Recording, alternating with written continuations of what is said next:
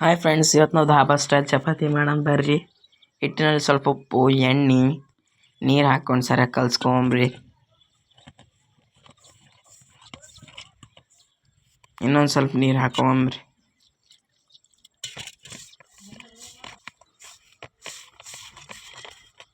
ಸರಿಯಾಗಿ ಕಲ್ಸ್ಕೊಂಬ್ರಿ. ಸ್ವಲ್ಪ ಮ್ಯಾಗ ಎಣ್ಣೆ ಹಾಕಿ ಒಂದು 15 ನಿಮಿಷ ಮುಚ್ಚಿಡಂಬ್ರಿ. ಕಲಸಿ 15 ನಿಮಿಷ ಆಗಿನ ಮ್ಯಾಗ ಚಪಾತಿ ಲಟ್ಟಿಸ್ಕೊಂಬರ್ರಿ. ಧಾಬಾ ಸ್ಟೈಲ್ ಚಪಾತಿ.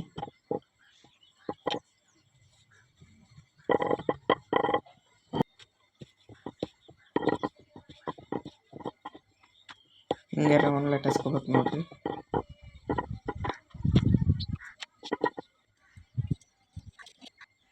ಎಣ್ಣೆ ಹಾಕಂಬ್ರಿ. ಹೆಂಚಿನ ಮ್ಯಾಗ ಹಾಕಿ ಚಪಾತಿ ಹಾಕಂಬ್ರಿ. ಮ್ಯಾಗ ಇನ್ನೊಂದು ಸ್ವಲ್ಪ ಎಣ್ಣೆ ಉದುರ್ಸಂಬ್ರಿ.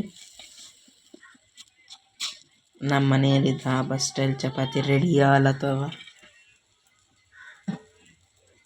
ಹೆಂಗಿದೆ ಅಂತ ಟ್ರೈ ಮಾಡಿ ಹೇಳ್ರಿ.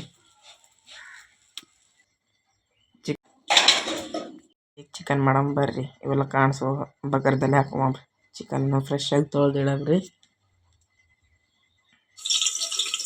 ಈರುಳ್ಳಿ ಗೋಲ್ಡನ್ ಬ್ರೌನ್ ಆಗತ್ತಕ ಶುಂಠಿ ಬೆಳ್ಳುಳ್ಳಿ ಪೇಸ್ಟ್, ಕೊತ್ತಂಬರಿ, ಚಿಕನ್ ಹಾಕೊಂಬ್ರಿ. ಟಮಾಟ ಮ್ಯಾಗ ಹಾಕೊಂಬ. ಸ್ವಲ್ಪ ಉಪ್ಪು, ಖಾರ, ಅರಿಶಿಣ, ಕೊತ್ತಂಬರಿ, ಗರಂ ಮಸಾಲ, ಕೊಬ್ಬರಿ ಪೌಡರ್, ಚಿಕನ್ ಮಸಾಲ.